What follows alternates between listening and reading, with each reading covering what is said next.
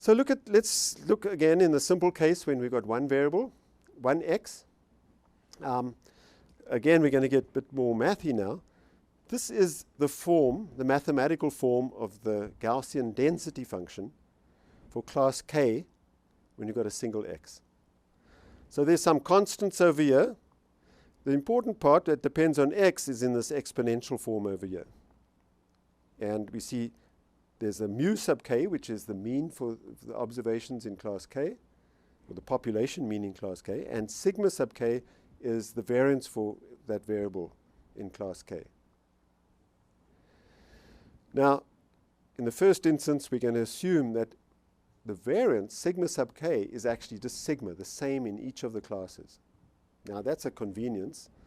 It turns out it's an important convenience, and it's going to determine whether the discriminant function that we get, the discriminant analysis gives us linear functions or quadratic functions.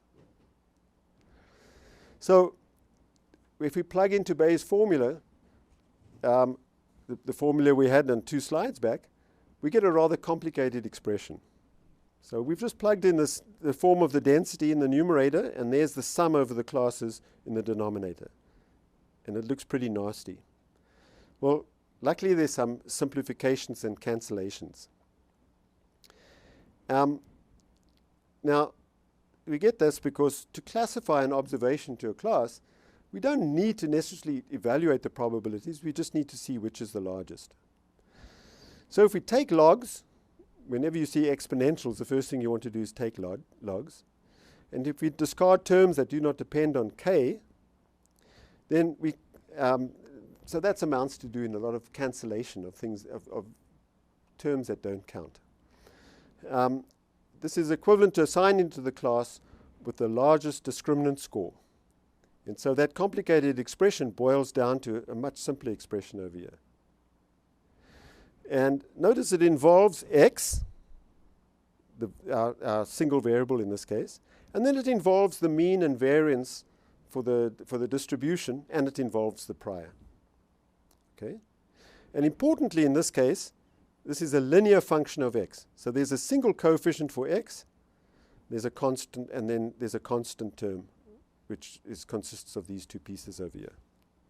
Okay? And so we get one of those functions for each of the classes.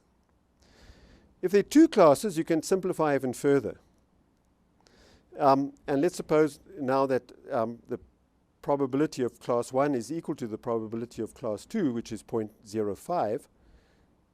Then you can see in this case that the decision boundary is exactly at mu1 plus mu2 over 2. So it's back to this picture in the previous slide. In this case, the priors were equal. These are actually 2 Gaussian distributions. And the decision boundary here is at 0. In this case, the 2 means were exactly the equal amount on the opposite side of 0, so the average is at 0. So intuitively, that's the right value for the decision boundary, which is the point at which we classify to one class, the boundary at which we switch from classifying to one class versus the other. Now, it's not that hard to show, so see if you can show that.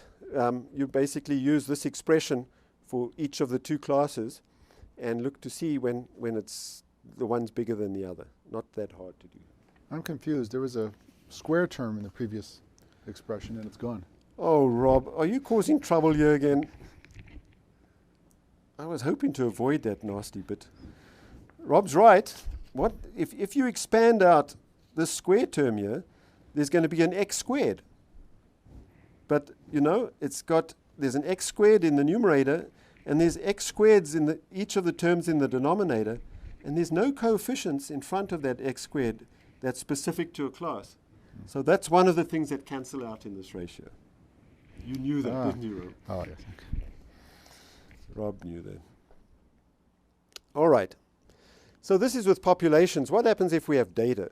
We can't draw nice density functions like we've done over here, but we just estimate them. So here's a picture where we've actually got data. So we've drawn histograms instead of density functions. Now what we do is we need to estimate for the Gaussian rule, we need to estimate the means in the 2 populations and the common standard deviation. Well, in this case, the means, the true means are minus 1.5 and 1.5, which means the average mean is 0, and the probabilities were 0.05. But we don't know these, so we're going to estimate them from the observed data and then plug them into the rule. So this is how we estimate them. The priors we need to estimate, so that's just the number in each class divided by the total number. That's obvious. The means in each class, we just compute the sample mean in each of the classes. This is a tricky little notation here. This says 1 over nk, that's the number in class k. And this is a sum over I such that yi is equal to k. So yi is recorded in the class label. So this will just sum those xi's that are in class k. And clearly that's the right thing to do to get the sample mean. The sigma square is a little trickier. We assume the variance is the same in each of the classes. And so this is a formula. It's called the pooled variance estimate. So we subtract from each xi the mean for its class. So this is what we do if we were computing the variance in class k. But we sum all those square differences, and we sum them over all the classes, and then divide it by n minus k.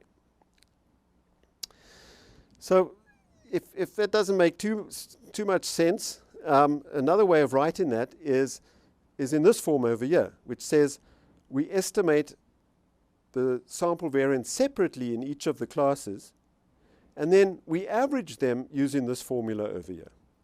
So this is just like a weight on each of those variances, and that weight's to do with how many observations were in that class relative to the total number of observations. And then the -1 and the minus k, that's a detailed, and it's to do with how many parameters we've estimated for each of these estimates. There's one parameter, it's the mean. Rob's falling asleep. Sorry. Too much detail, Yeah, Rob? exactly. Way too much detail. Okay. So there we have it. Those are the formulas. You plug those back in, you'll now get estimated decision boundary. And instead of being exactly 0, in this case, it's slightly to the left of 0, but pretty close.